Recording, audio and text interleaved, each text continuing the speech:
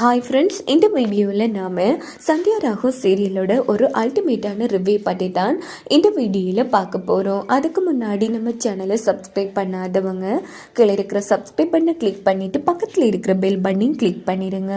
சரி வாங்க வீடியோக்குள்ளே போகலாம். இங்கே பார்த்தோம்னா சீனு நம்ம மாயாவுக்கு வீடியோ கால் போட்டு மிரட்டிட்டு இருக்காங்க. நீ வரலன்னா நான் அடுத்த நொடியை விழுந்து செத்துருவேன்னு ஃபோனையும் வச்சிடுறாங்க. மாயா ரொம்ப ஃபீல் பண்ணி அழுதுட்டு இருக்காங்க.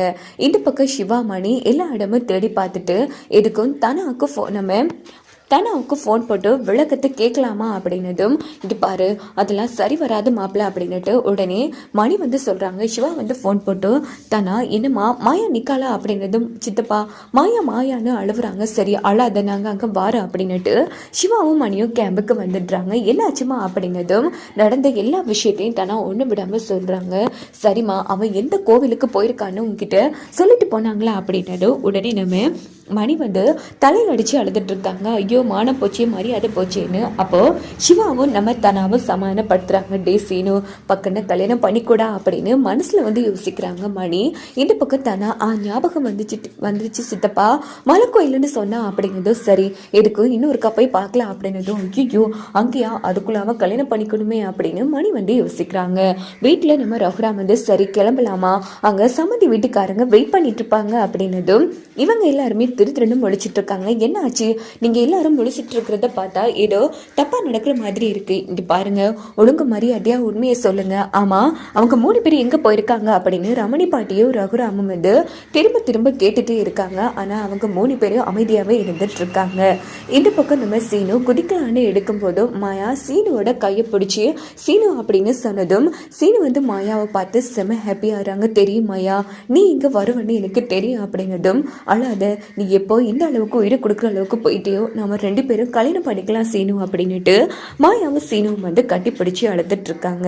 அதுக்கப்புறமா சீனு மாயாவை மலை கோவிலுக்கு அழைச்சிட்டு ஒரு பட்டு புடவையை கொடுத்து இதை போய் கட்டிட்டு வா அப்படின்னதும் மாயாவும் நேராக கட்ட போயிடுறாங்க. சீனு மாயாவுக்காக வெயிட் பண்ணிட்டு இருக்காங்க. இன்னொரு பக்கம் பார்த்தோம்னா நம்ம இந்த விஷயத்தை எப்படியாச்சும் வீட்டுக்கு ஃபோன் போட்டு சொல்லிடலாம் மச்சான், ஏன்னா அண்ணன் கூட விஷயத்த தெரியாமல் இருப்பார் அப்படின்னுட்டு இந்த பக்கம் நம்ம சிவா என்ன பண்ணுறாங்கன்னா அங்கே நிற்கிற ஒருத்தங்களோட ஃபோனை வாங்கி வீட்டில் இருக்கிற ஃபோனுக்கு ஃபோன் அடிக்கிறாங்க. அப்படின்னு பார்த்து பாரதி ஓடி போய் அவர் தான் ஃபோன் எடுக்கணும் அப்படின்னுட்டு, என்னங்க சீனு உங்கள் கூட தானே இருக்கா அப்படிங்கிறது போச்சு பார்வதி, எல்லாமே போச்சு. சீனவும் மாயாவும் மலை கோயிலுக்கு கல்யாணம் பண்ண போயிட்டாங்க அப்படின்னு சொன்னதும் பார்வதி செம அதிர்ச்சி ஆகிறாங்க.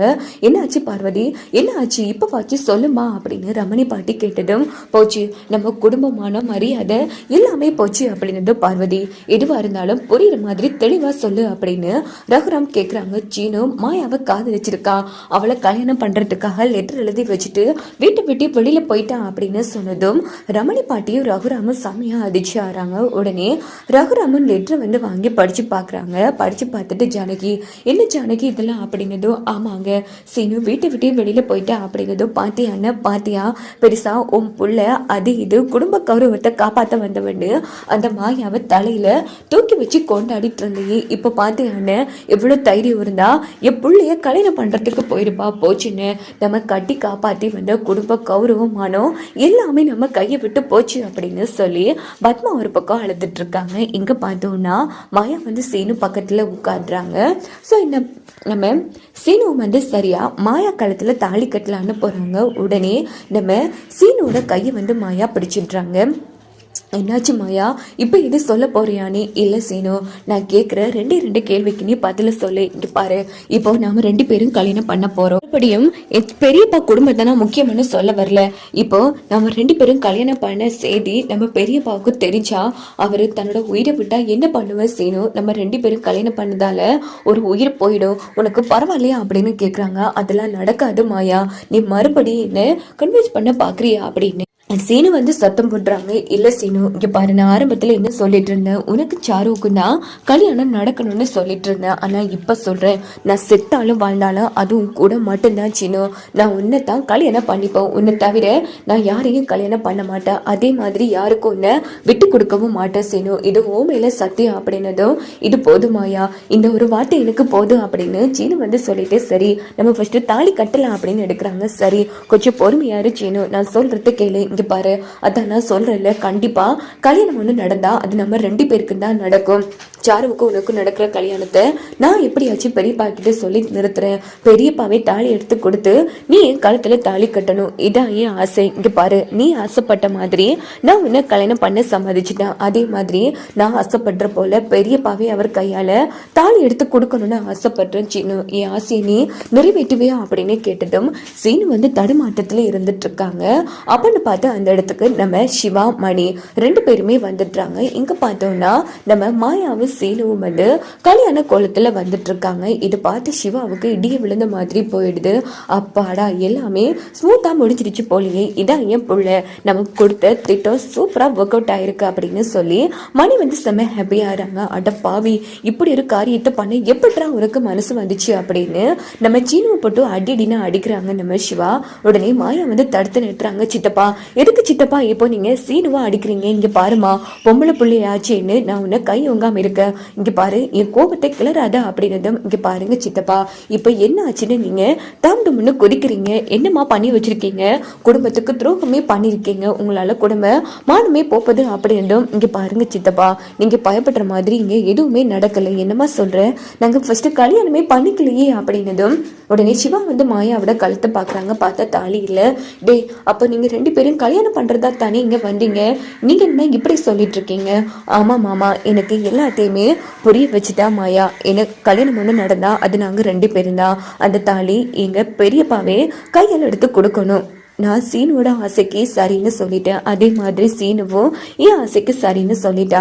நீங்க அதனால குழப்பம் அடைய தேவையில்லை. வீட்டுல இருக்கிற எல்லாரும் தேடுவாங்க சித்தப்பா, ஃபர்ஸ்ட் வாங்க நம்ம வீட்டுக்கு போகலாம் அப்படின்னு சொல்லிட்டு ஒட்டுமொத்த பேரு கிளம்பி நேரா வீட்டுக்கு வராங்க. மாயா, நான் கூட உன்னை தப்பா நினைச்சிட்டேன், ஆனா மாமாவுக்கு எல்லாம் புரிய வச்சுட்டு உண்மையிலேயே படிச்சு நீடா அப்படின்னு தானாவும் ரொம்ப சந்தோஷப்படுறாங்க. இங்க பாரு, என்னால சீனுவை இழக்க முடியாது, அதே மாதிரி சீனுவுக்காக நம்ம குடும்பத்தை இழக்க முடியாது, எல்லாம் நல்லதாவே நடக்கும் அப்படின்னுட்டு மாயாவும் கிளம்புறாங்க. இன்னொரு பக்கம் பார்த்தோம்னா வீட்டில் இருக்கிற எல்லாருமே வந்து ரொம்ப பதட்டமா இருந்துட்டு இருக்காங்க. பாத்தியான உன் குடும்பம் மானத்தையும் வாங்கிட்டு போயிட்டா. இங்க பாரு மாயா, அப்படிப்பட்ட பொண்ணு கிடையாது. எதுக்கும் ஃபர்ஸ்டா அவங்க எல்லாரும் வரட்டும் அப்படின்னதும் எங்க வர போறாங்க, இன்னொரு கல்யாணம் பண்ணிட்டு எங்கேயாச்சும் ஓடி இருக்குங்க அப்படின்னதும் இங்க பாரு பத்மா, என்ன நடந்ததுன்னு கண்ணால பார்க்காம தேவையில்லாம வாய்க்கு வந்தபடி பேசிட்டு இருக்காத அப்படின்னு பேசிட்டு இருக்கும் போதே வண்டி சத்தம் கேக்குது. அதோ வந்துட்டானுங்க அப்படின்னு சொல்லிட்டு எல்லாருமே வெளியில ஓடி வராங்க. பார்த்தா மாயாவும் சீனுவும் வந்து மனக்கோலத்துல வந்து நிக்கிறாங்க. இதை பார்த்து ரகுராமும் நம்ம ஜானகி சம அடிச்சுறாங்க. படுபாவி, இப்படி ஒரு துரோகத்தை பண்ணிட்டேடா அப்படின்னு சொல்லி சீனுவை போட்டு அடின்னு அடிக்கிறாங்க. ஏய், என்ன பண்ணிட்டு இருக்க? ஃபர்ஸ்ட் என் பிள்ளையில கை வைக்காத எடு அப்படின்னு மணி வந்து சொன்னது. யோ, எல்லாம் உன்னாலதாயா, எல்லா விஷயமும் தெரிஞ்சு அப்படியே கம்மன் இருந்து பாரு, உன்னை ஃபர்ஸ்ட் அடிக்கணும் அப்படின்னு பத்மா வந்து சத்தப்பட்டது. பத்மா, கொஞ்சம் பொறுமையாரு. இங்க பாரு மாயா, உன்னை அவ்வளோ பேரு இவ்வளவு சொல்லியும் ஆனா என் புள்ள உன்னை பிள்ளையாவே தத்தெடுத்ததுக்கு நீ நல்ல பாட புகட்டிட்டு இப்போதான் புரியுது. என் புள்ள மனசுல இடம் பிடிக்கணுங்கிறதுக்காகத்தானே இவ்வளவு நாடகம் போட்டேன் அப்படின்னதும், அம்மா வாய்க்கு வந்தபடி என்ன நடந்ததுன்னு கேட்காம பேசாதீங்கம்மா. இங்க பாருங்க, அப்ப கூட நினைச்சிருந்தா மாயா சீனுவை கல்யாணம் பண்ணிருக்க முடியும், ஆனா மாயா சீனுவை கல்யாணம் பண்ணவே இல்லை அப்படின்னதும் பத்மா பார்வதி சந்தோஷப்படுறாங்க. என்ன தம்பி சொல்றீங்க? ஆமா, அவங்க 2 பேரும் கல்யாணம் பண்ணவே இல்லை அப்படின்னு நடந்த எல்லா விஷயத்தையும் ஒண்ணு விடாம நம்ம சிவா வந்து சொன்னது. ஏன் சீனு, மாயாவுக்காக அப்ப நீ உயிரையே கொடுக்க துணிச்சிட்டியா?